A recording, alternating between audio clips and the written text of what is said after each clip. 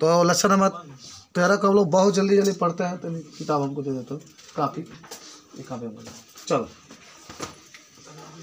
आइए, जीव और समष्टियाँ, ठीक है ना। लेसन नंबर 13 आज समाप्त माना हो चुका है।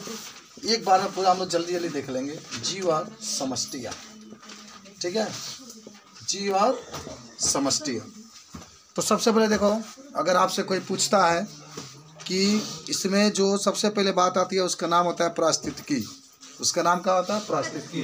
इसके बारे में सब लोग बताओ क्या होता है, बोलो बोलो। किसके किसके संबंधों के बारे में, पारिस्थितिकी के बारे में हम लोग जानने का प्रयास करेंगे। उसके बाद से पारिस्थितिकी के शाखाएं, पारिस्थितिकी की शाखाएं पूरा आपको याद होना चाहिए। मुंजबानी, सब लोग मुंजबानी बताएंगे, ठीक है। अब इसमें एक होगा जिसको हम लोग कहते हैं स्वपारिस्थितिकी, स्वपारिस्थितिकी, स्वपारिस्थितिकी, ठीक है। अभी नंबर आपका होगा, उसका नाम होगा समुदाय पारिस्थितिकी, समुदाय पारिस्थितिकी, समुदाय पारिस्थितिकी के बारे में अध्ययन करेंगे हम लोग। सी नंबर आपके पास होगा समुदाय, समुदाय की बात होगी। और फिर आपका समुदाय के बाद एक जीव। इतना आपको आज अध्ययन करना है, ठीक है। पहले जल्दी से इसको देखते हैं। देखो, कोई आपसे पूछता है पारिस्थितिकी किसे कहते हैं, तो सबको याद होगा, मुंजबानी याद होगा कि जैविक, ठीक है, जैविक और अजैविक कारकों के बीच में जो संबंध होता है उसके बारे में जब अध्ययन किया जाता है तो उसी को पारिस्थितिकी कहते हैं। याद करो, जैविक और अजैविक कारकों के बीच में जो संबंध होता है, जैविक और अजैविक कारकों के बीच में जो संबंध होता है उसी को हम लोग क्या कहते हैं, उसी को हम लोग कहते हैं का पारिस्थितिकी। अजैविक माने क्या होता है? जीव। जैविक माने जीव हो जाएगा और अजैविक माने क्या हो जाएगा? निर्जीव। जैसे मनुष्य है, मनुष्य का एक सजीव है, जीव है, जिसको हम लोग जैविक घटक कहते हैं। और इसके चारों ओर हवा है, मिट्टी है, जल है, सब उपस्थित है। पेड़ पौधे हैं तो नहीं, पेड़ पौधे नहीं, पेड़ पौधे जैविक हो जाएंगे। मिट्टी है, जल है, ताप है, वायु है, तो सब अजैविक कारक हैं। तो मनुष्य के साथ इनका क्या संबंध है, इसके बारे में जब हम लोग अध्ययन करते हैं तो इसी को हम लोग क्या कहते हैं? पारिस्थितिकी। याद हुआ सबको? सिंपली बात है बाबू। अगर मनुष्य यहाँ पर है, मानव यहाँ पर है, मेन अगर यहाँ पर है, और जो आपके जो भी मान जैविक होता है, जैसे ताप हुआ, चाहे आपका वायु हुआ, जो भी हुआ, इनके बीच में जो संबंध होता है उसके बारे में जब अध्ययन किया जाता है तो उसी को हम लोग क्या कहते हैं? पारिस्थितिकी कहते हैं। अब आते हैं पारिस्थितिकी के शाखाएं। पारिस्थितिकी के शाखाएं, पारिस्थितिकी के शाखाएं में आप बात करेंगे, दो प्रकार की होती है। एक होता है स्वपारिस्थितिकी, एक होता है समुदाय पारिस्थितिकी। सब लोग याद करो, एक होता है स्वपारिस्थितिकी, एक होता है समुदाय पारिस्थितिकी। जब बात होगा स्वपारिस्थितिकी के, तो सिंपल सी बात आपकी रहेगी कि जब एक ही जाति के, किसके? एक ही जाति के या एक ही जीव के बारे में जब अध्ययन किया जाता है, बात समझ रहे हो? एक ही जीव के या एक ही जाति की बात करिए, एक ही जीव को और एक ही जात की बात करिए। स्वप्रत्यक्ष में सब लोग याद रखो, बात समझ रहे हो? तो जब एक ही जात के जो जीव होते हैं, एक ही जात के जो जीव होते हैं और वातावरण होता है उसके बीच में जो संबंध होता है उसके बारे में अध्ययन करते हैं तो उसको हम लोग कहते हैं स्वपारिस्थितिकी। पारिस्थितिकी का मतलब क्या होता है? एक ही कोई जीव होगा, एक कोई जीव है, मान लो मनुष्य है, केवल मनुष्य आपने लिया, और मनुष्य और वातावरण के बीच में का संबंध है, जब इसके बारे में अध्ययन करते हैं तो हम उसको स्वपारिस्थितिकी कहते हैं। तो एक जीव को, एक ही जाति के जीव है, एक ही जात का मतलब बकरी खाली सब ले लो, वो एक जात के हो गए। मनुष्य ले लो, एक जात के हो गए। शेर ले लो, एक जात के हो गए। बिल्ली ले लो, एक ही जात के हो गए। तो एक जात के जितने जीव होते हैं, एक ही जात के जितने जीव होते हैं, और जो वातावरण होता है उसके बीच में जो संबंध होता है उसके बारे में जब अध्ययन करते हैं तो उसको हम लोग कहते हैं स्वपारिस्थितिकी। सबको याद हुआ? स्व का मतलब होता है एक ही जाति के जीव लेंगे और जो वातावरण है उसके बीच में जो संबंध होता है तो उसको हम लोग कहते हैं स्वपारिस्थितिकी, ठीक है। अब बात होगी समुदाय पारिस्थितिकी के। किसकी बात होगी?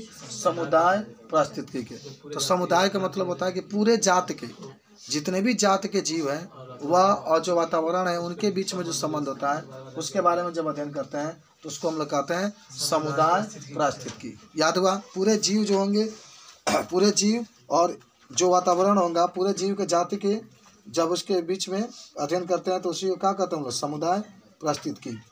ठीक है, समुदाय पारिस्थितिकी। अब आइए समुदाय किसे कहते हैं, समुदाय किसे कहते हैं? तो समुदाय का मतलब होता है, समुदाय की जब भी बात होगी ना तो कई जाति के जीवों को एक साथ जब मिला देते हैं, कई जाति के जीवों को एक साथ जब मिला देते हैं तो उसे हम लोग क्या कहते हैं, समुदाय कहते हैं। कई जाति के जीवों को जब एक साथ मिला देते हैं तो उसे समुदाय कहते हैं। सब लोग को याद हुआ, कई जाति के जीवों को जब एक साथ मिला देते हैं तो उसे क्या कहते हैं, समुदाय कहते हैं। जैसे मान लो कि बकरी है, घोड़ा है, गाय है, हाथी है, सबको एक साथ मिला दोगे तो उससे क्या कहते हैं हम लोग, समुदाय कहते हैं। माने एक साथ सभी जातियों को मिला देंगे, समुदाय कहते हैं।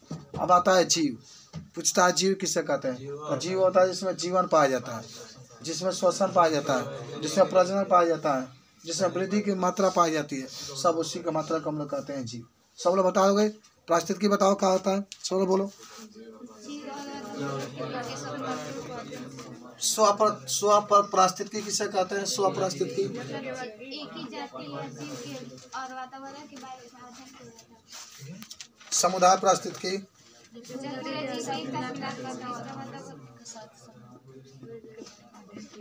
और समुदाय, समुदाय। आज का देखो अगला टॉपिक जो होगा समष्टि या जनसंख्या, उसके बाद से वातावरण या पर्यावरण, वातावरण या पर्यावरण, ये भी आप पढ़े थे, याद करिए, सब बातें बताई गई थी। जीव और पर्यावरण, जीव और पर्यावरण।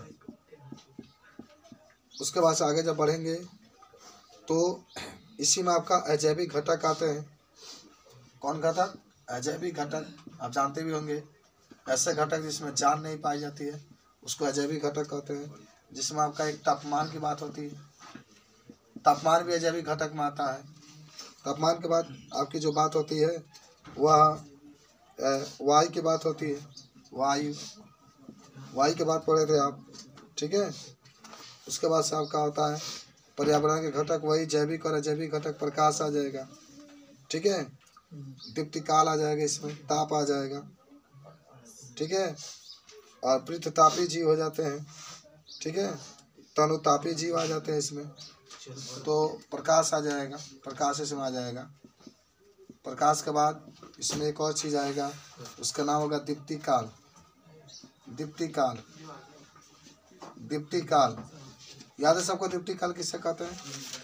दीप्तिकाल के बाद होता है ताप। ताप तो लिख लिए, ताप तो लिख लिए हैं, तापमान लिखा गया है। उसके बाद से पृथ्वीतापी जीव, पृथ्वीतापी जीव, ठीक है। उसके बाद से यहाँ पर लिख देते हैं तनुतापी जीव, तनुतापी जीव, तनुतापी जीव, ठीक है। देखो आज हम इस सब बातों को जिक्र करने के लिए जा रहे हैं। पहले तो आपको बता दें समष्टि या जनसंख्या क्या होती है। तो सब लोग को याद होगा कि एक ही जाति के, क्या होता है, एक ही जाति के जितने भी जीव उपस्थित होते हैं उसी को हम लोग समष्टि या जनसंख्या कहते हैं। मान लो यहाँ पर मानव आप लोग हैं तो आप लोगों को समष्टि कहा जाएगा, क्योंकि मानव जाति के आप सभी लोग हैं, ठीक है ना। तो समष्टि या जनसंख्या का मतलब होता है कि एक ही जाति के जितने जीव उपस्थित होते हैं उसी को समष्टि या क्या कहते हैं, जनसंख्या कहते हैं। वातावरण या पर्यावरण, देखिए पर्यावरण वह होता है ना जिसमें सभी प्रकार के जैविक और अजैविक दोनों घटक पाए जाते हैं और सभी अपने जीवन को एक दूसरे से संबद्ध करके, माने बद्ध करके तब जीते हैं, ठीक है। इसी वातावरण में पेड़ पौधे पाए जाते हैं, मनुष्य पाए जाते हैं, विभिन्न प्रकार के वायु भी पाया जाता है, प्रकाश भी पाया जाता है, ताप भी पाया जाता है। उसके बाद से अजैविक घटक, जैविक और अजैविक दो प्रकार के घटक होते हैं। तो आप अजैविक, अजैविक घटक वे होते हैं जिसके अंदर जीव जान नहीं पाई जाती है, जो माने जितने भी निर्जीव वस्तु होते हैं सबको हम लोग अजैविक घटक के अंदर लेकर के चले जाते हैं। जितने भी निर्जीव वस्तु होते हैं सब किसके अंदर चले जाते हैं, अजैविक घटक के अंदर चले जाते हैं। अब आइए तापमान के बाद सुने। तापमान जो होता है वह सभी जीवों के लिए बहुत उपस्थित होता है, आवश्यक भी होता है। जो तापमान होता है, तापमान पौधों के लिए बहुत आवश्यक होता है। एक निश्चित तापमान पर जितने भी पौधे होते हैं सब प्रकाश संश्लेषण की क्रिया करते हैं और अपना भोजन क्या करते हैं, स्वयं बना लेते हैं। याद करो, तापमान जो होता है सभी जंतुओं के लिए भी आवश्यक है, लेकिन पेड़ पौधों के लिए तो बहुत आवश्यक है। पेड़ पौधों के लिए बहुत आवश्यक का मतलब ये होता है कि जितने भी पेड़ पौधे होते हैं अपना भोजन स्वयं बनाते हैं। अब बनाने के लिए किसका प्रयोग करते हैं? प्रकाश संश्लेषण का। एक निश्चित तापमान होता है जिस पर सभी पेड़ पौधे प्रकाश संश्लेषण की क्रिया द्वारा अपना भोजन बनाते हैं। वायु जानते होंगे, वायु की गति भी जीवधारियों को बहुत अधिक प्रभावित करती है। ठीक है, जो वायु होता है इसी वायु में आप ऐसे भी कह सकते हैं, इस वायु में ऑक्सीजन भी उपस्थित होता है, कार्बन डाइऑक्साइड भी उपस्थित होता है। और जितने भी जीव जंतु होते हैं सब लोग जब भी सांस लेते हैं तो कौन सा गैस लेते हैं? ऑक्सीजन लेते हैं। कौन सा गैस छोड़ते हैं? अभी मैं पढ़ा रहा था बच्चों को, 3 दिन में 3 चक्र पढ़ाए थे। एक जलीय चक्र पढ़ाया गया था उन लोगों का। तो जलीय चक्र का मतलब होता है, देखो ध्यान से सब लोग सुनो, कि पृथ्वी पर जल नदी है, नदी में जल है, सूरज का तेज किरणें उसके ऊपर पड़ती है, वो जल वाष्प बन के उड़ता है। ठीक है, उड़ता है फिर जाता है ऊपर, संघनन की प्रक्रिया होती है, फिर बादल का निर्माण होता है, फिर जब बादल का आकार भारी हो जाता है फिर वो नीचे गिरता है। तो ये प्रक्रिया आपकी चलती रहती है। तो इसी को हम लोग क्या कहते हैं? जलीय चक्र कहते हैं। क्या कहते हैं इसको हम लोग? जलीय चक्र कहते हैं। सबको याद हुआ का कि मान लो कि जल है, नदी है, समुद्र है, महासागर है, उस पर सूर्य की तेज किरणें पड़ी और पड़ने के बाद वाष्पीकरण की क्रिया, जब प्रकाश नहीं होता है ना, सुनो, जब तेज रोशनी नहीं पड़ता है तो पेड़ पौधे प्रकाश संश्लेषण की क्रिया के द्वारा और वाष्पीकरण की क्रिया के द्वारा वाष्प ऊपर छोड़ते हैं। जहाँ बहुत अधिक पेड़ पौधे होते हैं वहाँ पर बहुत अधिक पानी बरसता है। बात समझ रहे हैं? तो इसको जलीय चक्र कहते हैं। माने जल पर सूर्य के प्रकाश को पड़ना, जल को वाष्प बन के ऊपर उड़ना, फिर बादल का निर्माण करना, फिर उसके बाद से बरसना, फिर उसको नदी में जाना, ये प्रक्रिया ये चलती रहती है। इसी को जलीय चक्र कहते हैं। उसके बाद से एक चीज़ और आता है जिसका नाम होता है नाइट्रोजन चक्र। नाइट्रोजन चक्र ये भी आप जान जाइएगा। नाइट्रोजन चक्र के बारे में आपसे कोई पूछे तो क्या बताएंगे? पृथ्वी पर सुन लो, इस वायुमंडल में 78% नाइट्रोजन है, लेकिन डायरेक्टली पेड़ पौधे नहीं ले सकते हैं। इस वायुमंडल में 78% क्या है? नाइट्रोजन है, लेकिन डायरेक्टली नहीं ले सकते हैं। अगर ऐसा होता तो हम लोग को यूरिया नहीं छींटना पड़ता। यूरिया में तो 46% नाइट्रोजन होता है, तो उसको पौधे ले लेते हैं। बात समझ रहे हैं? लेकिन जो वायुमंडल में 78 होता है उसको नहीं ले पाते हैं। इसलिए नहीं ले पाते हैं क्योंकि वो 78 नाइट्रोजन के रूप में है, गैस अवस्था में। आज जो आप यूरिया छींटते हो क्या होता है? यौगिक के रूप में होता है, NH2CO NH2 होता है, यूरिया का सूत्र NH2CO NH2 होता है। तो जब हम लोग छींटते हैं तो ले लेता है। तो सुनो, नाइट्रोजन चक्र का मतलब कि वायुमंडल में 78% नाइट्रोजन है। पहले जो सूक्ष्म जीव होते हैं उस नाइट्रोजन को यौगिक के रूप में बदलते हैं। किसके रूप में? यौगिक, NO2 या NO3 के रूप में, नाइट्राइट या नाइट्रेट के रूप में बदलते हैं। आपको याद होगा कौन बदलता है? जैसे पौधे कुछ होते हैं ना, उसके जड़ों में राइजोबियम जीवाणु पाया जाता है, पढ़े भी होंगे, राइजोबियम। वो क्या करता है? नाइट्रेट को, नाइट्रोजन को नाइट्रेट में बदल लेता है, फिर पेड़ पौधे उसको ग्रहण करते हैं। सुन लो ध्यान से, वायुमंडल में नाइट्रोजन है, सूक्ष्म जीव उसको नाइट्रेट में बदले, फिर जो पेड़ पौधे होते उसको ग्रहण किए, फिर पेड़ पौधों को हम लोगों ने ग्रहण किया, फल के रूप में खाए, पतई के रूप में खाए, पतई के रूप में जैसे साग सब्जी वगैरह खाते हैं। और फिर जब हम लोग उत्सर्जन करते हैं तो फिर जो हमारे अंदर का नाइट्रोजन होता है फिर वायुमंडल में उड़कर चला जाता है। फिर वैसे ही ये प्रक्रिया चक्र के रूप में चलता है जिसको नाइट्रोजन चक्र कहता है। एक होता है कार्बन चक्र। कौन सा चक्र? कार्बन चक्र। तो आप सभी लोग जानते होंगे कि वायुमंडल में कार्बन डाइऑक्साइड पाई जाती है जिसकी मात्रा 0.03% होती है। तो वो जो कार्बन चक्र होता है इसमें ही होता है कि सर्वप्रथम, सुनो ध्यान से, सर्वप्रथम जो कार्बन होता है, कौन होता है? कार्बन डाइऑक्साइड होता है।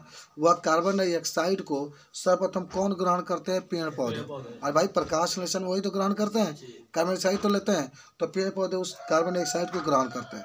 जब वो ग्रहण करते हैं तो उसके अंदर भोजन का निर्माण होता है पेड़ पौधों के अंदर, और वो भोजन ग्लूकोज के रूप में संचित होता है। आप जानते भी होंगे कि पेड़ पौधे के अंदर जो भोजन बनता है वो ग्लूकोज के रूप में संचित होता है। फिर मनुष्य उसको खाता है, पेड़ पौधों को क्या करता है?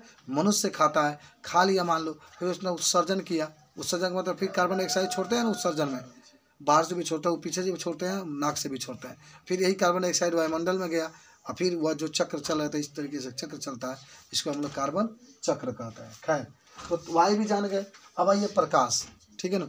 तो प्रकाश तो आपको याद होगा कि सभी जंतुओं के लिए, पौधों के लिए बहुत अनिवार्य होता है। जंतु तो तनिक कमो प्रकाश में रह सकता है, लेकिन पौधों को एक निश्चित प्रकाश चाहिए जिस पर कि वह प्रकाश संश्लेषण की क्रिया कर सके और अपना भोजन क्या कर सके, बना सके। तो जितने भी पौधे होते हैं उन पौधों के लिए प्रकाश चाहिए कि वो अपना भोजन क्या कर ले, स्वयं बना ले। प्रकाश चाहिए जिससे वो अपना भोजन स्वयं बना ले। तो सभी जीवधारियों के लिए एक याद रखना, सभी जीवधारियों के लिए प्रकाश बहुत क्या होता है, अनिवार्य होता है। दीप्ति काल की बात होगी, देखो दीप्ति माने होता है प्रकाश और काल माने होता है समय, या दीप्ति माने पुष्पल भी होता है। तो सिंपल से बात सुनो कि जितने भी पौधे होते हैं, मैंने आपको बताया भी था, उन पौधों को पुष्प खिलने के लिए एक निश्चित तापमान की जरूरत होती है, एक निश्चित प्रकाश की जरूरत होती है। आज जितने समय में उसमें पुष्प खिलता है उसी को दीप्ति काल कहते हैं। माने कोई भी पौधा है, पौधा के अंदर पुष्प खिलेगा तभी तो फल बनेगा। तो पौधे के अंदर पुष्प को खिलने में जितना टाइम लगता है, जितना समय लगता है, उसी को हम लोग कहते हैं दीप्ति काल। अच्छा, एक होता है पृथतापी जीव। पृथ माना होता है अधिक, जब माने ऐसे जीव होते हैं जो अधिक ताप पर जीवित रहते हैं, ऐसे जीव जो अधिक ताप पर जीवित रहते हैं, तो उसी को कहते हैं पृथतापी जीव। याद करो, पृथ माने अधिक होता है, तापी माने ताप। तो ऐसे जीव जो अधिक ताप पर जीवित रहते हैं तो उसे पृथतापी जीव कहते हैं। उसे क्या कहते हैं, पृथतापी जीव कहते हैं, जो अधिक ताप पर क्या रहते हैं, जीवित रहते हैं। ठीक है। तनुतापी जीव जो कम ताप पर, ऐसे जीव जो क्या होते हैं, कम ताप पर जीवित रहते हैं, उसको क्या कहते हैं, तनुतापी जीव। अब बताओ इसमें कोई हेडिंग आपको दिक्कत है, बोलिए, कोई दिक्कत?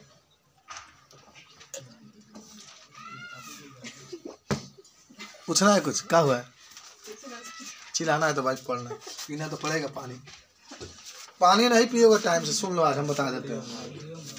पानी जाने दो, पानी अगर टाइम से खराब थोड़ी बात है। पानी अगर टाइम से नहीं पियोगे ना, तो पहला बात है कि किडनी खराब होगा, ध्यान रखना। किडनी और पथरी होने की संभावना अधिक हो जाएगी, ध्यान रखना। इसलिए पानी में तुम लोग कहता हूँ कि हमेशा बोतल अपने पास रखो, 1 घंटा पढ़ो, थोड़ा सा 1 घूंट या 2 घूंट पानी पिए। बात समझ रहे हो? इंजन को चलाने के लिए ऊर्जा चाहिए, पानी पीना चाहिए आपको। आप लोग नहीं पीते हैं, जाके देखो जितने भी साइंस के स्टूडेंट होंगे, जो डॉक्टरी की पढ़ाई करते होंगे, जो इंजीनियरिंग की पढ़ाई करते होंगे, सबके पास बोतल रहता है, वो पानी पीते रहते हैं हमेशा टाइम पर। ठीक है, तुम लोग खुद बोतल हो तो क्या बोतल रहता है। चलिए आगे बढ़ते हैं हम लोग। अच्छा, इस सब बात समझ गए कि नहीं समझ गए बताओ? जब भी ये पृथतापी जीव कहेगा तो बता देंगे किसे कहता है पृथतापी जीव। चलिए अब आइए, चलित पारिस्थितिकी कारक। चलित, अच्छा अभी बता देते हैं सब। चलित पारिस्थितिकी कारक, चलित पारिस्थितिकी कारक।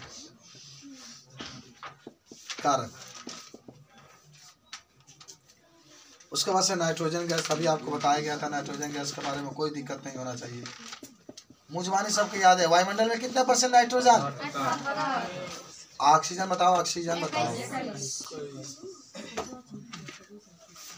कार्बन डाइऑक्साइड बोलो।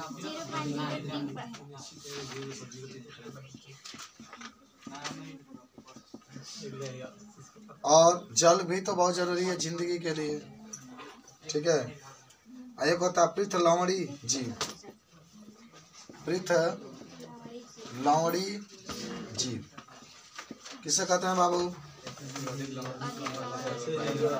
समुद्र वगैरह हो जाएंगे। तनु लवणी जीव, तनु लवणी जीव। आर्द्रता का नाम सुने होंगे, क्या किसे कहते हैं आर्द्रता, बताओ? अजैविक कारकों के प्रति अनुक्रिया। कॉपी अगर बनाएंगे तो फायदा ही है, फायदा है, नहीं बनाएंगे तो आप लोग समझिएगा। नियमन करना। उसके बाद से संरूपण। संरूपण का नाम सुने होंगे, संरूपण से आप क्या समझते हैं? प्रवास करना भी आप पढ़े होंगे, सहवास करना भी आप पढ़े होंगे, जाने? निलंबित करना भी आप पढ़े होंगे।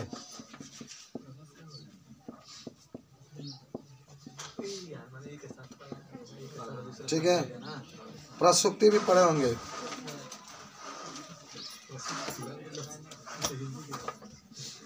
प्रसुप्ति अवस्था।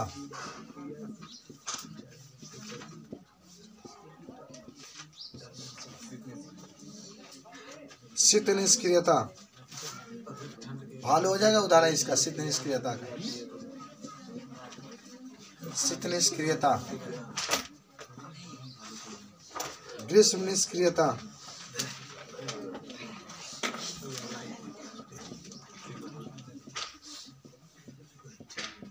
चलो देखो, बहुत आसान है, कोई दिक्कत इसमें नहीं होना चाहिए आप सभी को, तुरंत आप बता सकते हैं। चलिए आइए देखो, ये जितने हेडिंगें देख रहे हैं अधिकतर सब बच्चों लोग को सब याद होगा, याद है कि नहीं है? पहले आपका होगा चलित पारिस्थितिकी कारक। तो कहेंगे कि तापमान के कारण या प्रकाश के कारण जो पारिस्थितिकी तंत्र में परिवर्तन होता रहता है या पारिस्थितिकी तंत्र चलता है, उसी को कहते हैं चलित। हाँ देखो ध्यान से, कभी सूरज बहुत तेज होता है, याद है, तापमान बहुत ज़्यादा होता है, और कभी तापमान बहुत क्या होता है, कम होता है, तो उसी को हम लोग क्या कहते हैं, चलित पारिस्थितिकीय कारक कहते हैं। यानी चलित पारिस्थितिकी का मतलब ये होता है कि जब तापमान या प्रकाश के कारण जो पारिस्थितिकी चलता है, उसी को हम लोग कहते हैं चलित पारिस्थितिकीय कारक। सबको याद हो गया? चलिए नाइट्रोजन गैस जल्दी से देख लीजिए। जो वायुमंडल होता है, वायुमंडल में नाइट्रोजन गैस 78% पाया जाता है।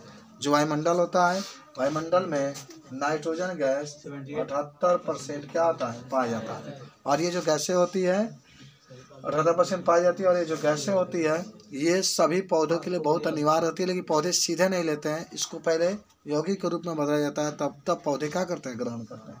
चला ऑक्सीजन सभी जंतुओं के लिए तो बहुत माने उपयोगी है, क्योंकि जितने भी जंतु होते हैं सभी जंतु क्या करते हैं, अपने श्वसन की क्रिया में क्या ग्रहण करते हैं, ऑक्सीजन। और वायुमंडल में ऑक्सीजन कितना प्रतिशत पाई जाती है, 21% पाई जाती है। कार्बन डाइऑक्साइड, ये भी कार्बन डाइऑक्साइड भी सभी पौधों के लिए बहुत अनिवार्य होते हैं। जितने भी पौधे होते हैं जब भी वह प्रकाश संश्लेषण की क्रिया करते हैं तो उस क्रिया में वो क्या करते हैं, कौन सा गैस लेते हैं, कार्बन डाइऑक्साइड लेते हैं। इसकी मात्रा कितनी होती है, 0.03%। जल, हमारे शरीर के अंदर जितनी भी क्रियाएं होती है उन सभी क्रियाओं को चलाने के लिए, उन सभी क्रियाओं को करने के लिए जल बहुत अनिवार्य होता है। अभी मैंने जल के बारे में बताया कि जल हमेशा आपके पास, पानी पीने वाला जो भी माने साधन है वो आपके पास हमेशा उपस्थित होना चाहिए। ठीक है, ये शरीर का जो लगभग 70% जो भूभाग है उस पर जल पाया जाता है, 30% भूभाग पर आपके मिट्टी पाए जाते हैं। चलिए पृथक लवणीय जीव, पृथक माना होता है अधिक, अभी आपको बताया गया। तो ऐसे जीव जो अधिक लवण वाले जल में पाए जाते हैं तो उसी को क्या कहते हैं, पृथक लवणीय जीव। याद हुआ कि नहीं सबको? ऐसे जीव जो अधिक लवणों वाले जल में क्या होते हैं, पाए जाते हैं, तो उसी को हम लोग क्या कहते हैं, पृथक लवणीय जीव कहा जाता है। तनु लवणीय जीव समुद्र में पाया जाता है अधिकतर। ऐसे जीव या ऐसे जंतु जो कम लवण वाले क्षेत्र में क्या होते हैं, पाए जाते हैं, उसको तनु लवणी कहते हैं। ब्लू व्हेल जो देखोगे ना वह अधिक लवणी माना पृथक लवणी वाले जीव हो जाएगा। और मछली उछली जो हमने कहाँ लवण बा, मछली हुआ चाहे तमाम प्रकार के जो देखते हैं वो आपके तनु लवणी हो जाए। आर्द्रता का मतलब भाई नमी, माने जितने भी आप सुबह उठते होंगे तो देखते होंगे कि जो पौधे के पत्ते होते हैं उसमें कुछ उसके बूंदें दिखाई देती है, तो उसी को हम लोग क्या कहते हैं, आर्द्रता। माने वायु में पाए जाने वाले जो जलवाष्प होता है उसको हम लोग क्या कहते हैं, आर्द्रता कहते हैं। अब आइए अजैविक कारकों के प्रति अनुक्रिया। तो अजैविक का मतलब होता है कि ऐसे जीव जिसमें जान नहीं पाई जाती है, जो निर्जीव होते हैं। ऐसे जीव जिसमें जान नहीं पाई जाती है, जो निर्जीव होते हैं, उसी को हम लोग क्या कहते हैं, अजैविक कारक कहते हैं। उसी को हम लोग क्या कहते हैं, अजैविक कारक कहते हैं। अब जो चीज़ आप देख रहे हैं ये सबको याद होगा, याद है कि नहीं याद है, बोलो। ये वाला हिस्सा नियमन करना। नियमन करना का मतलब होता है कि अपने आप को परिवर्तित करना, माने वायुमंडल के अनुसार अपने आप को बदलने, अपने आप को परिवर्तन करने की जो क्रिया होती है उसी को क्या कहते हैं, नियमन करना। वायुमंडल के अनुसार अपने आप को जो बदलने की प्रक्रिया होती है उसी को हम लोग क्या कहते हैं, नियमन करना कहते हैं। अच्छा, अब होता है संरूपण। संरूपण का भी मतलब यही होता है कि वायुमंडल के अनुसार अपने आप को जो बदलने की क्रिया होती है उसको हम लोग कहते हैं संरूपण। वायुमंडल के अनुसार अपने आप को बदलने की जो क्रिया होती है उसको हम लोग क्या कहते हैं, संरूपण कहते हैं। ठीक है, उसके बाद से होता है प्रवास करना। ये भी आप पढ़े थे कि मान लीजिए कि कहीं प्रतिकूल वातावरण है। प्रतिकूल का मतलब होता है कि जहाँ पर उसको रहने के लायक वातावरण नहीं है, तो वहाँ से जीव दूसरी जगह चला जाता है और वहाँ पर कुछ दिन तक रहता है, और जब अनुकूल परिस्थिति आती है तो पुनः वापस चला जाता है, तो उसी को हम लोग कहते हैं प्रवास करना। माने जब कोई जीव है वातावरण के ताप के अनुसार अपने आप को बदल लेता है तो उसी को हम लोग कहते हैं, माने बदल लेता है और वहाँ से हट के दूसरे देश में चला जाता है। मैंने रूस के बारे में बताया था कि रूस में जब पक्षियाँ होती है, जब बहुत अधिक जाड़ा पड़ता है तो उस छोड़ करके भारत में आ जाती है। और जब उनको ऐसा माने वो सब समझती है, उनका अनुभव हो चुका होता है कि कितने दिन के बाद अब हम लोग को रहने योग्य वहाँ पर समय हो जाएगा तो पुनः वो क्या होती है, चली जाती है। निलंबित करना, निलंबित का मतलब होता है कि अपने आप को बदल लेना, उसी को निलंबित कहते हैं। प्रसुप्ति अवस्था, अच्छा देखो, प्रसुप्ति अवस्था का मतलब होता है कि जब अनुकूल परिस्थितियाँ होती है, अनुकूल का मतलब जितना हमको ताप चाहिए, जितना हमको प्रकाश चाहिए, जितना हमको जल चाहिए, जितना हमको उष्मा चाहिए, जब अनुकूल परिस्थिति होती है, जब अनुकूल परिस्थिति होती है तो अनुकूल परिस्थिति में जो जितने भी जीव होते हैं उसके अंदर जो क्रियाएं होती है बहुत तेज़ी से होती है, उनकी क्रियाएं मन अच्छी तरीके से होती है। लेकिन जब प्रतिकूल वातावरण आता है, प्रतिकूल का मतलब वही कि अब उसके अनुसार ताप नहीं है, उस जितना उसको उष्मा चाहिए उतना नहीं है। तो जब प्रतिकूल वातावरण आता है तो मनुष्य अपने माने जो जीव होते हैं उनकी क्रियाएं कम हो जाती है, धीमा हो जाती है, तो इसी को कहते हैं प्रसुप्ति अवस्था। याद करो कि जब अनुकूल परिस्थिति होती है तो अनुकूल परिस्थिति में जो जीव होते हैं उस जीव के अंदर क्रियाएं अच्छी तरीके से होती है। लेकिन जब प्रतिकूल वातावरण आता है तो प्रतिकूल वातावरण में जो जीव की क्रियाएं होती है वो धीमी हो जाती है, इसी को हम लोग कहते हैं प्रसुप्ति अवस्था। इसको क्या कहते हैं हम लोग, प्रसुप्ति अवस्था। तो अब उसके बाद से एक होता है शीत निष्क्रियता। शीत निष्क्रियता, शीत निष्क्रियता का मतलब होता है कि जब बहुत अधिक शीत पड़ता है, जब बहुत अधिक ठंडा पड़ता है तो जो जीव होता है उसको बचने के लिए क्या करते हैं, एक माने अपने आप को बदल लेते हैं, अपने आप को नियमित कर लेते हैं, तो उसको क्या कहा जाता है, शीत निष्क्रियता। जैसे मछली हुई, मछली चाहे भालू हुआ, भालू भी जो होता है ना, अधिकतर जो जीव होते हैं जब बहुत अधिक जाड़ा पड़ता है तो अपने वो जो घर बनाए होते हैं उसके अंदर क्या होते हैं, चले जाते हैं। चींटी भी आप नाम सुने होंगे, चींटी भी ग्रीष्म ऋतु में घूमती है, लेकिन जब जाड़ा का ऋतु आता है तो अपने घर के अंदर चली जाती है। शीत निष्क्रियता के बाद ग्रीष्म निष्क्रियता, जब बहुत अधिक गर्मी पड़ता है, जो बहुत अधिक क्या पड़ता है, गर्मी पड़ता है, तो जो जीव होता है, ग्रीष्म का मतलब गर्मी, जो जीव होता है उसे अपनी क्रियाओं को सही से करने के लिए वो माने ग्रीष्म अवस्था में चले जाते हैं, दूसरे जगह पर चले जाते हैं। जैसे मछली के नाम सुने होंगे, ऊपर बहुत टेम्परेचर बढ़ जाता है, इतना टेम्परेचर बढ़ जाता है पानी का कि वो रह नहीं पाती है, तो वो नीचे क्या होती है, चली जाती है और जाकर तली में बैठ जाती है। फिर जब उसके अनुकूल वातावरण आता है तो फिर ऊपर क्या होती है, आती है। तो इस तरीके से यह भी आप सब लोग बता सकते हैं। कोई दिक्कत है इसमें, बताओ, सब लोग बता सकते हैं कि नहीं बता सकते हैं? ठीक है, अब आइए आगे हम लोग बढ़ते हैं, जल्दी जल्दी आते हैं हम लोग। अनुकूलन, अब जो बात होगी अनुकूलन की बात होगी, ठीक है। उसके बाद होगी, उसके बाद से बात आपकी होगी मर्दभीर जंतुओं और पादपों में अनुकूलन, ठीक है। तो पहला बात जो होगा आपका अनुकूलन का होगा। कोई आपसे पूछे कि अनुकूलन का होता है, उसकी बात करेंगे। उसके बाद से होगा आपके पास कि मर्दभीर पादपों में अनुकूलन, मर्दभीर पादपों में अनुकूलन, अनुकूलन, ठीक है। उसके बाद से मर्दभीर जंतुओं में अनुकूलन, मर्दभीर जंतुओं में अनुकूलन, मर्दभीर जंतुओं में अनुकूलन। उसके बाद से जलभीर पादपों में अनुकूलन, जलभीर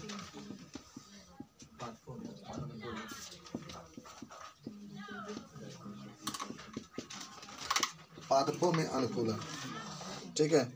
उसके बाद से ठंडे प्रदेशों में अनुकूलन, ठंडे प्रदेशों में अनुकूलन, ठंडे प्रदेशों में अनुकूलन।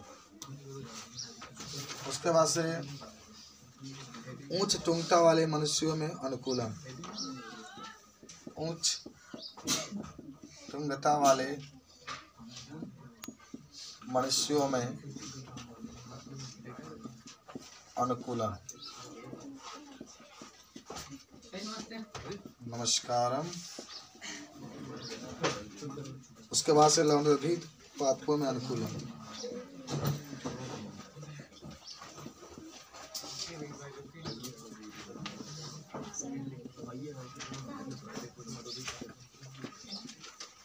लवणद्रभित पादपों में अनुकूलन।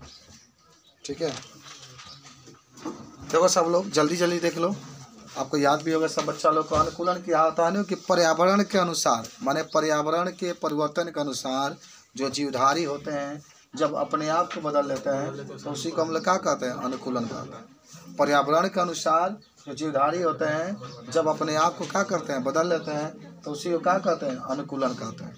याद हुआ सबको। अब आइए मरुद्भिद पादपों में अनुकूलन। मरुद्भिद का मतलब होता है मरुस्थल में जो पाए जाने वाले पादप होते हैं उसमें किस प्रकार का अनुकूलन होता है। तो देखो सब लोग ध्यान से, पहले ही जानो कि मरुस्थल में पाए जाने वाले जितने भी पौधे होते हैं वो कांटेदार होते हैं। मरुस्थल में पाए जाने जो पौधे होते हैं उसकी जो जड़ें होती है बहुत ज़मीन के बहुत गहराई तक गई होती है। हाँ, बहुत छोटे होते हैं। इसके ऊपर माने जो होते हैं परत पाए जाते हैं कि एक बार अगर पानी हो गया तो फिर पानी का नुकसान ना हो। इसके अंदर जो रंध्र होते हैं उनकी संख्या कम होती है कि वाष्पोत्सर्जन की क्रिया कम हो, कि जल बाहर ना निकले। लिखा जाएगा सब लोग, नागफनी वगैरह लिख सकते हैं इसमें। अब ये जलोद्भिद पादपों में अनुकूलन। जलोद्भिद का मतलब होता है जो जल के अंदर रहता है। तो जलोद्भिद पादपों में अनुकूलन का मतलब होता है कि जो भी पादप जल के अंदर रहते हैं उन पादपों की जड़ें जो होती है लंबी नहीं होती है, याद करो, कम विकसित होती है। इसके अंदर वायु कोष पाए जाते हैं जिसके कारण पौधे हल्के होते हैं और वायु में क्या होता है, वायु के ऊपर टहलते रहते हैं। फिर जलोद्भिद पादपों के अनुकूलन के बारे में बता सकते हैं, कमल वगैरह इसमें आ जाएंगे। ठंडे प्रदेशों में अनुकूलन। देखो, ठंडे प्रदेशों में अनुकूलन का मतलब होता है कि जो जीव ठंडे प्रदेशों में रहते हैं उनका शरीर का आकार छोटा होता है, उनके कान भी छोटे होते हैं। याद है, उनके कान भी क्या होते हैं, छोटे होते हैं। इसलिए छोटे होते हैं कि वह कम से कम ऊष्मा को क्या करे, बाहर निकाले। उच्च तुंगता वाले मनुष्यों में अनुकूलन। भाई जो उच्च तुंगता का मतलब क्या होता है, ऊंचाई पर आने वाले। जब जो जीवधारी जो माने जो भी मनुष्य बहुत अधिक ऊंचाई पर आता है वो अपने आप को अनुकूलित कर चुका है। क्योंकि जब हम लोग अधिक ऊंचाई पर जाएंगे तो वहाँ पर ऑक्सीजन की कमी होने लगती है और हमारा जी मचलने लगेगा, थकान महसूस होगी, हमारे अंदर जो क्रियाएं होती है कम होंगी, धीमा हो जाएंगे, बाद में हम लोग क्या होते हैं, मूर्छित हो जाते हैं। तो ये होता है आपका उच्च तुंगता वाले मनुष्यों में अनुकूलन। लवणद्रभिद पादपों में अनुकूलन। लवणद्रभिद पादपों का मतलब होता है कि ऐसे पादप जो लवणों पर उगते हैं जिसमें नमक की मात्रा अधिक होती है, तो इन पादपों में भी अनुकूलन पाया जाता है।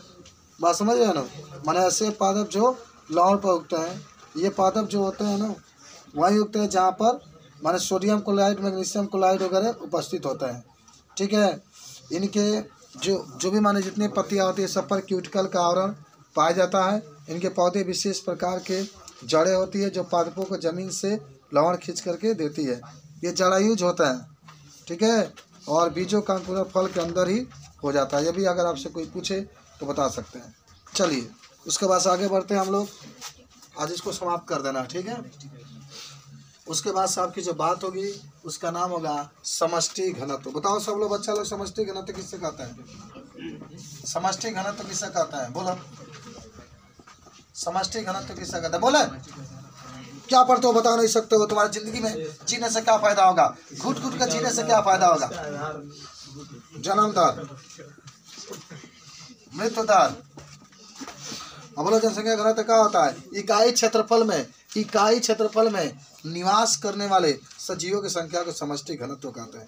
इकाई क्षेत्रफल में। जन्म दर याद होगा जितना जन्म लेते हैं, मृत्यु दर याद होगा जितना मृत्यु होता है, लिंग अनुपात याद होगा। लिंग अनुपात बताओ, 1000 पुरुषों के पीछे जितने स्त्रियां उपस्थित होती है उसी को लिंग अनुपात कहते हैं। वायु पिरामिड बताओ, वायु पिरामिड। अलग अलग वायु के लोगों को जब एक अलग अलग वायु को जब एक किसके तरह या एक संरचना के रूप में इसको दिखा दिया जाता है तो इसी को हम लोग वायु पिरामिड कहते हैं। वायु पिरामिड के प्रकार बताओ। वायु पिरामिड के प्रकार में पढ़ता आपका होता है, वायु पिरामिड के प्रकार में लिखते हैं। वायु पिरामिड के प्रकार में जो पहला होता है उसको बढ़ता हुआ वायु पिरामिड कहते हैं। बढ़ता हुआ चित्र तो एक भी नहीं बनाई है भाई, कहने फिगर बनाई है। बताओ, समझाओ, तुम क्यों नहीं बनाई है? हाँ, क्या पढ़ाई करते है, जो लिखाएंगे वही लिखोगी। अपने मन से तुम्हारे लिए कैपेसिटी नहीं है।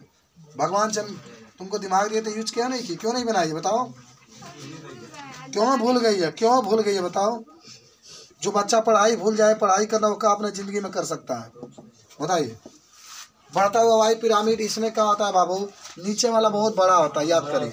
नीचे वाला पिरामिड बहुत बड़ा होता है, इसके ऊपर वाला क्या होते चले जाते हैं, छोटे होते चले जाते हैं, इसी को बढ़ता हुआ पिरामिड कहते हैं। उसके बाद से स्थिर वायु पिरामिड, स्थिर वायु पिरामिड, स्थिर माने नीचे वाला भी और हाँ दोनों बराबर होता है तो स्थिर वायु पिरामिड। उसके बाद से आपका होता है घटता हुआ वायु पिरामिड, घटता हुआ वायु पिरामिड। तो नीचे वाला बहुत छोटा होता है, ऊपर वाला क्या होता है, बड़ा होता है, तो उसको हम लोग कहते हैं घटता हुआ वायु पिरामिड। चलिए आगे बढ़ते हैं। आप्रवासन के नाम सुने होंगे आप सभी लोग, आप्रवासन के नाम सुने होंगे। आप्रवासन के नाम बताओ, आप्रवासन किसे कहते हैं? जाति के वैश्विक युवा संख्या यदि इस समय अधिकांश छात्रावास में पढ़ी से आए हो। चलिए आप्रवासन, आप्रवासन का मतलब होता है, आप्रवासन का मतलब होता है कि बाहर से जितने जीव, बाहर से जितने जीव, जैसे मान लो अंदर आ गए, मान लो यहाँ पर 100 बैल है, 100 बैल है, बाहर से 10 बैल और आ गए, इसी को हम लोग कहते हैं आप्रवासन। किसी भी समष्टि के अंदर बाहर से जो जीव आते हैं उसको हम लोग क्या कहते हैं, आप्रवासन कहते हैं। उत्प्रवासन, उत माने उड़ना, उत माने उड़ना, उत्प्रवासन, उत माने उड़ना, उड़ना का मतलब होता है बाहर। यहाँ पर 100 बैल थे, 100 बैल थे, 100 बैल थे, इसमें से 10 बैल बाहर निकल गए, तो इसको हम लोग कहते हैं उत्प्रवासन। इस समष्टि में जितने जीव होते हैं उन जीवों में से जितने जीव बाहर निकल जाते हैं तो उसी को हम लोग क्या कहते हैं, उत्प्रवासन कहते हैं। चलिए समष्टि वृद्धि बताइए, समष्टि वृद्धि किससे कहते हैं, याद है आपको? समष्टि वृद्धि, समष्टि वृद्धि का मतलब कि जनसंख्या में जो वृद्धि होती है उसी को क्या कहते हैं, समष्टि वृद्धि कहते हैं। याद करो, उसी को हम लोग क्या कहते हैं, समष्टि वृद्धि कहते हैं। समष्टि वृद्धि सब आपको याद होगा। वृद्धि मॉडल जानते ही होंगे आप, वृद्धि मॉडल बताइए। माने जब वृद्धि होती है समष्टि में, जनसंख्या में जब वृद्धि होती है और उस वृद्धि को एक मॉडल के अनुसार हम लोग प्रस्तुत करते हैं तो उसी को हम लोग कहते हैं वृद्धि मॉडल। बताइए वृद्धि मॉडल कौ प्रकार के, 2 प्रकार के। चर घातांकी एक होता है, चर घातांकी वृद्धि, याद है आपको? चर घातांकी वृद्धि, इसको हम लोग को एक और नाम देते हैं, याद है? यश वक्र, इसका एक और नाम होता है यश वक्र, याद करो। एक होता है संभार तंत्र वृद्धि, संभार तंत्र वृद्धि, संभार तंत्र वृद्धि, इसका क्या नाम होता है, जे वक्र। जे इसमें जो होता है समष्टि घनत्व बहुत तेजी से बढ़ता है, चार घातांकीय में समष्टि घनत्व बहुत तेजी से बढ़ता है, इसमें बढ़ता है फिर स्थिर होता है, फिर बढ़ता है फिर घटता है। ठीक है, ये भी आपके पास अगर पूछा जाता है तो बता सकते हैं। यश वक्र के बारे में आप पढ़े थे, इसमें जो होता है वृद्धि स्थिर रहती है, इसमें प्रारंभिक लय अवस्था, मध्य अवस्था, तो मानी देखो इसमें 3 अवस्थाएं होती है। पहला होता है प्रारंभिक अवस्था, पहला कितना होता है, किसकी बात कर रहे हैं, चार घातांकीय के। इसमें माने जीव की वृद्धि बहुत तेजी से नहीं होती है, बहुत कम होती है। दूसरा होता है मध्य अवस्था, मध्य अवस्था, इसमें मध्य अवस्था में भोजन और अनुकूल परिस्थितियों के कारण वृद्धि देखने को मिलती है। एक होता है अंतिम अवस्था, और अंतिम अवस्था में भोजन की कमी के कारण वृद्धि रुक जाती है, भोजन की कमी के कारण वृद्धि रुक जाती है। इनमें वृद्धि तेजी से होती है, इनमें कम होती है, इनमें रुक जाती है। तो यही आपका होता है चर घातांकीय वृद्धि, जिसमें आपके 3 अवस्थाएं मैंने बताया था। बात समझे कि नहीं समझे? अब आइए इसी तरीके से आपका जो जे वक्र है, यानी जो संभार तंत्र वृद्धि है, जो जे वक्र है, उसमें भी 3 प्रकार का होता है। प्रारंभिक अवस्था, इसमें भी प्रारंभिक में जो होता है नियंत्रण बहुत तेजी से वृद्धि होती है, इनमें तेजी से वृद्धि होती है, प्रारंभिक अवस्था में तेजी से वृद्धि होती है, ठीक बा। कभी कभी धीमा भी होती है, उसके बाद से द्वितीय में वृद्धि जो होती है तीव्र गति से होती है, तृतीय में जाकर के रुक जाती है, तो इसको कहते हैं जीवन वृत्त विभिन्नताएं। याद करो, बताओ जीवन वृत्त विभिन्नताएं किससे कहते हैं? जीवन वृत्त विभिन्नताएं बताओ।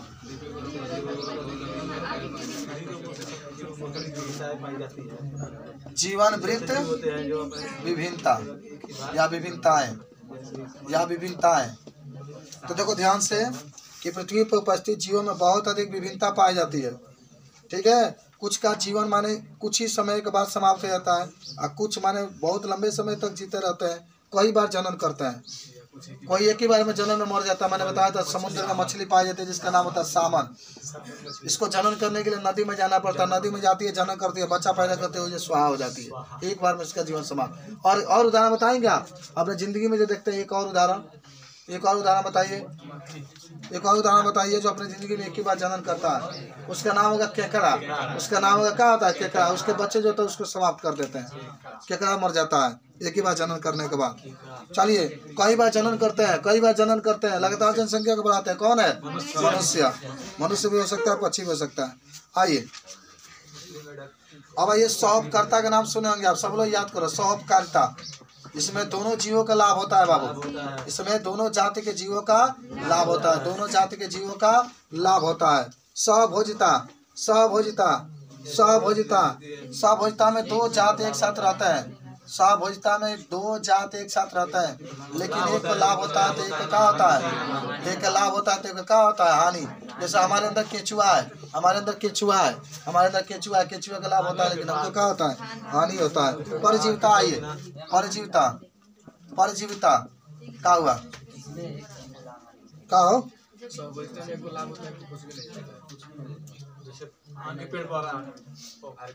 हाँ तो ये का कुछ भी नहीं, कहा लिखी है तुझे? हाँ तो आर्किड में उदाहरण हो जाएगा। क्या उदाहरण हो जाएगा? आर्किड। आर्किड किसके ऊपर उगता है? आम के पौधे के ऊपर। आर्किड को लाभ होता है लेकिन आम को कोई नुकसान नहीं होता है। परजीविता माने एक को लाभ होता है, एक को लाभ होता है, एक को क्या होता है? हानि। इसमें केचुआ हो जाएगा, हमारे पेट के अंदर रहता है। स्पर्धा या स्पर्धा, भोजन के लिए, आवास के लिए, जब दो या दो से अधिक जाति के जीव आपस में लड़ाई करते हैं तो उसको क्या कहते हैं? स्पर्धा कहते हैं। परभक्षण बताइए, परभक्षण बताइए। एक जीव जो होता है दूसरे जीव को लाभ होता है, एक को हानि होता है। जैसे आप गए, आपको बकरी मिल गई, बकरी को धोकर क्या किए? काटे, खा गए, तो बकरी को तो हानि हुआ लेकिन आपको क्या हुआ? लाभ हुआ। चलिए, परजीवी मृतजीवी में अंतर अगर कोई आपसे पूछता है तो कोई दिखता नहीं है। परजीवी जो होते हैं किसी दूसरे जीवित प्राणी से अपना भोजन बनाते हैं, जबकि जो मृतजीवी होते हैं, मृतजीवी होते हैं वो मृत जीव जंतुओं से अपना भोजन बनाते हैं। याद हो गया कि नहीं सबको? सब लोग याद होगा। सहजीवन बताओ सब लोग, सहजीवन बताओ सब लोग। जब दो जीव एक साथ रह करके अपने जीवन को बिताते हैं दोनों को लाभ होता है। सहजीवन का मतलब हुआ कि जब दो जीव एक साथ रह करके अपने जीवन को बिताते हैं बाबू, जब दो जीव एक साथ रह करके अपने जीवन को बिताते हैं और दोनों जीवों का क्या होता है? लाभ होता है, उसको सहजीवन। लाइकेन का नाम आप सुने होंगे सब लोग, इसका नाम लाइकेन। लाइकेन किससे मिलकर बना होता है? क्या? कवक और शैवाल से। कवक है और क्या है? शैवाल, दोनों एक साथ रहते हैं। शैवालवा के जड़ में कवक रहता है, कवक जमीन से जल खींच के इसको देता है, शैवाल प्रकाश की तरह भोजन बनाता है, फिर कवक को क्या करता है? देता है। प्रतिजीविता भी याद होगा, परजीविता तो याद हो चुका है आपको, कोई दिक्कत नहीं है, ठीक है। सिद्ध निष्कथा प्रति वगैरह ये सब आपको, ये पाठ आपका क्या हो गया? समाप्त हो गया। की स्टोन प्रजातियां भी जानते होंगे। की स्टोन प्रजातियां वो प्रजातियां होती है की स्टोन के बारे में जिससे वातावरण में बहुत अधिक प्रभाव पड़ता है, ठीक है। इसको की स्टोन प्रजातियां कहा जाता है। जब भी आपसे कोई पूछे की स्टोन प्रजातियों के बारे में तो मोटे ताजे पेड़ पौधे के बारे में लिख सकते हैं। अधिपादप तो पढ़े होंगे। अधिपादप माने ऐसे पादप जो दूसरे पादप के ऊपर उगते हैं, ऐसे पादप जो दूसरे पादप के ऊपर उगते हैं तो उसे क्या कहते हैं? अधिपादप कहते हैं। उसे क्या कहते हैं? अधिपादप कहते हैं। चलिए, तो इस तरीके से इसके बारे में बता सकते हैं। पारिस्थितिकी निकेत के बारे में आप पढ़े भी होंगे। पारिस्थितिकी निकेत, निकेत का मतलब होता है कि जब दो या दो से अधिक जीवधारी अपनी क्रिया को और अपने आवास दोनों एक साथ उपस्थित होता है तो उसी को निकेत कहते हैं। और आपको याद होगा कि जो निकेत होती है, पारिस्थितिकी निकेत होती है 4 प्रकार के। एक होता है स्थानीय, एक होता है स्थानीय निकेत, एक होता है स्थानीय निकेत। तो स्थानीय निकेत में जो जीव होते हैं एक छोटे से एक साथ अपने छोटे से घर में रहते हैं। दूसरा होता है आहारीय निकेत, जब भोजन के लिए माने दो या दो से अधिक जीव जो होते हैं एक ही में रहते हैं लेकिन भोजन अलग अलग करते हैं। एक होता है जीवन स्वरूप निकेत, एक होता है पुनर्भवन निकेत। एक होता है जीवन स्वरूप निकेत और एक आपका क्या होता है? पुनर्भवन निकेत। पुनर्भवन निकेत, ठीक।